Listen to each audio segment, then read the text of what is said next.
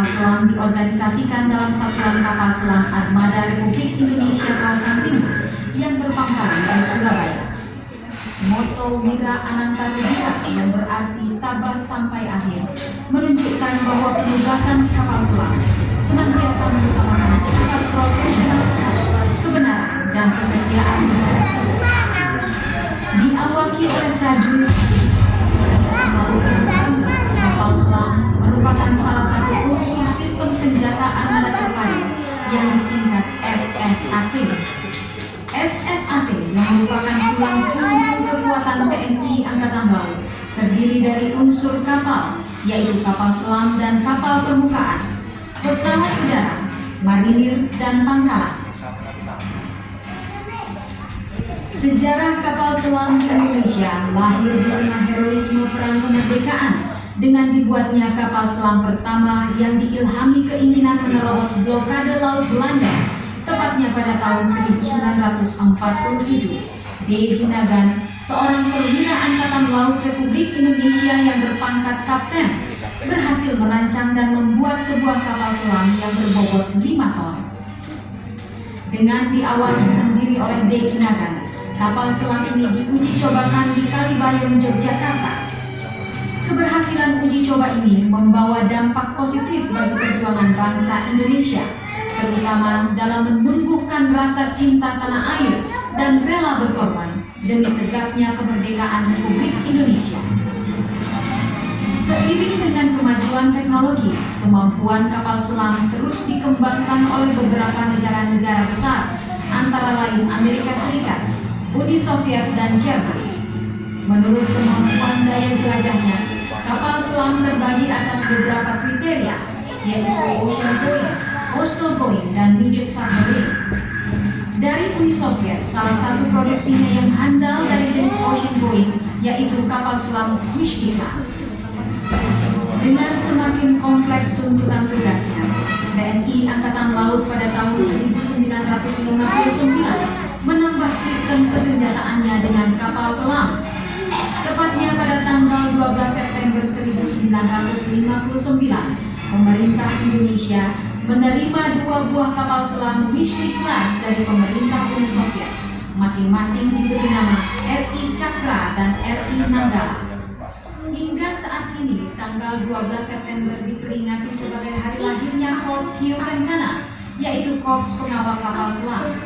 Kemudian pada bulan Januari sampai Desember 1960, berturut-turut 10 buah kapal selam tiba di Surabaya, yaitu RI Nagabanda, RI Chandrasa, RI Trisula, RI Nagarangsa, RI Wijayadanu, RI Hendrajala, RI Brahmastra, RI Pasopati, RI Cundamani, dan RI Alugoro.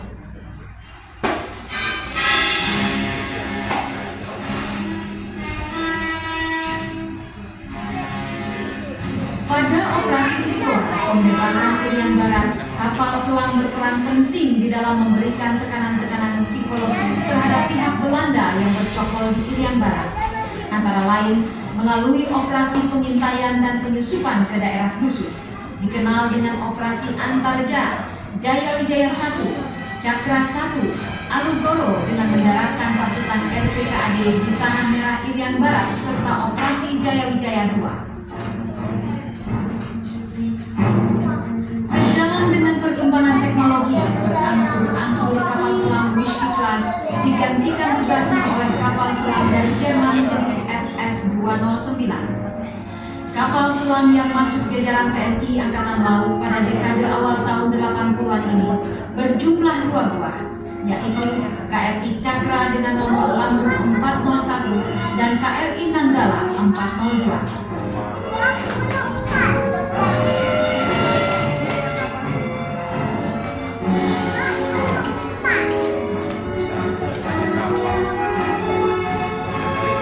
Sedangkan KRI Pasopati bernomor lambung 410 mengakhiri masa dinasnya di TNI Angkatan Laut yang ditandai dengan penurunan ular-ular perang.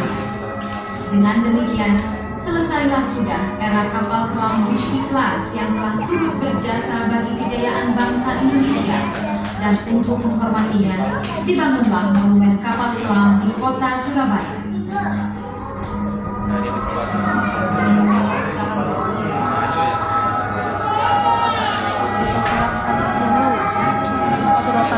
Keberadaan monumen kapal selam bukan hanya sekedar pelestarian bangunan kapal selam, tetapi lebih dari itu merupakan ungkapan rasa hormat atas jasa-jasa para pahlawan laut yang gugur dan tenggelam sebagai pahlawan-pahlawan tanpa batisan.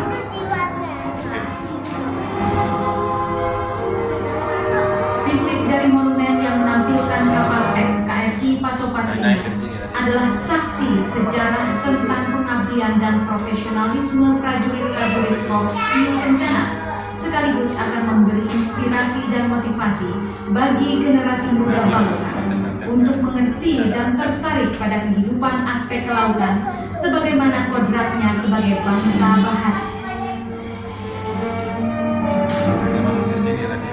Selain itu, monumen kapal selam menjadi saksi, bukti, dan bakti akan kejayaan bahari kita sebagai persembahan bagi prajurit-prajurit Matra Laut dan juga bagi segenap rakyat Indonesia.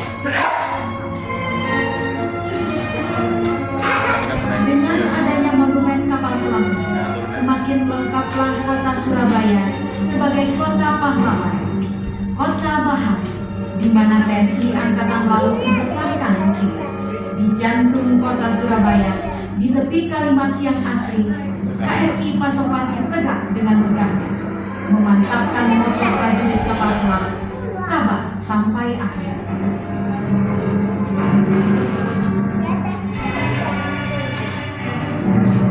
Sementara itu, di tepi Selat Madura, di pinggir kota Surabaya, berdiri pula sebuah monumen kejayaan TNI Angkatan Laut, Monumen Charles Veva Jayamara, yang merupakan salah satu mata rantai ungkapan kejayaan kebaharian di Indonesia dari masa ke masa.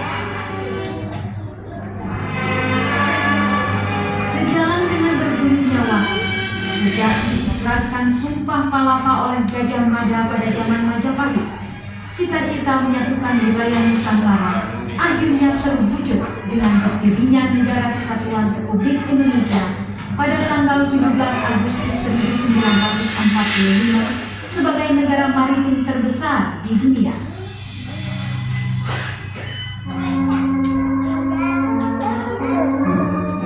Sebagai negara maritim terbesar, wilayah Republik Indonesia meliputi 17.508 pulau, luas laut 5,8 juta kilometer persegi, dengan panjang pantai 81.000 km.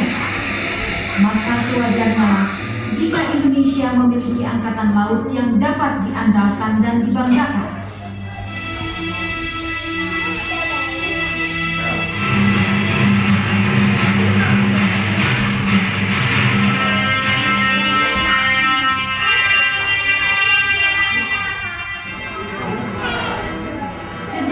Perjuangan bangsa Indonesia dalam mempertahankan kemerdekaannya.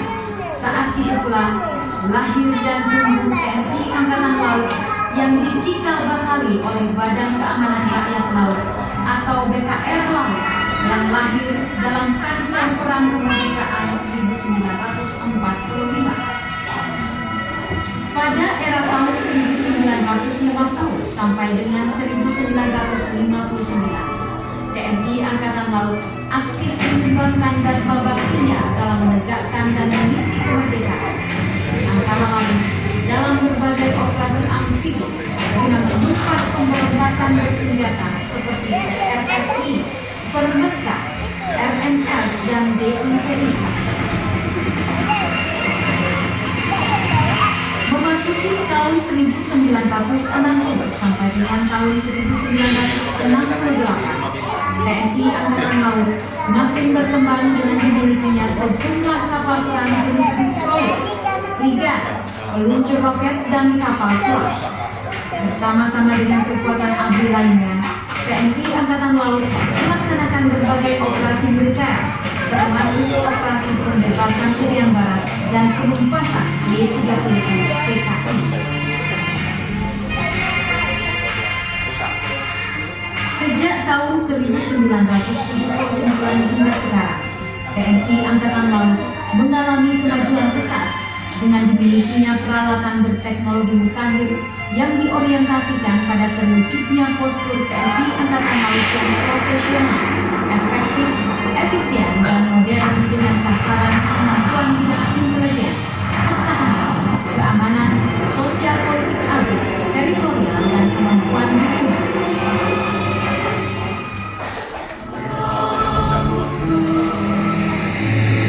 Biru samudera Nusantaraku, gelegar ombak dan yakinkan langkahku. Aku kan tetap bertahan, berdiri di sisimu. Walau ajal harus kupersembahkan untukmu, untuk tetap pertahankan tiap tetes air samudraku. Karena kami, anak-anak bangsa ini, adalah bangsa bahari. Berlari aku berseru, justru di laut kita jaya. Charles Pepa Jayamara.